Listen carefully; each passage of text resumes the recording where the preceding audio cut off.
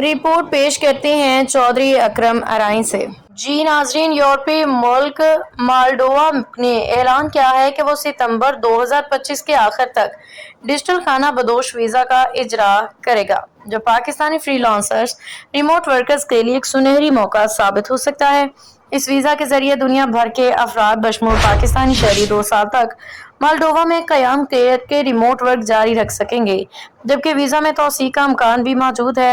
ویزے کے ممکنہ شرائط میں درست پاکستانی پاسپورٹ، کسی غیر ملکی کمپنی یا کلائنٹ کے لیے ریموٹ ورک کا ثبوت، کم از کم ماہانہ آمدنی کی ادبی متعین نہیں، مجرمانہ ریکارڈ نہ ہونا، بین الاقوامی ہیلتھ انشورنس شامل ہوں گے۔ یہ ویزا پاکستان کی تیزی سے بڑھتی ہوئی فری لانس کمیونٹی کے لیے ایک نیا موقع فراہم کرے گا، جو پہلے ہی ہزاروں کی تعداد میں دنیا بھر کو آن لائن خدمات فراہم کر رہی ہے۔ اس اعلان کے بعد مالڈووا میں بھی ان یورپی ممالک کی صف میں شامل ہو گیا جو پہلے ہی ڈیجیٹل خانہ بدوش ویزا فراہم کرتے ہیں، جن میں رومانیہ، ہنگری، مونٹینیگرو، سلووینیا شامل ہیں۔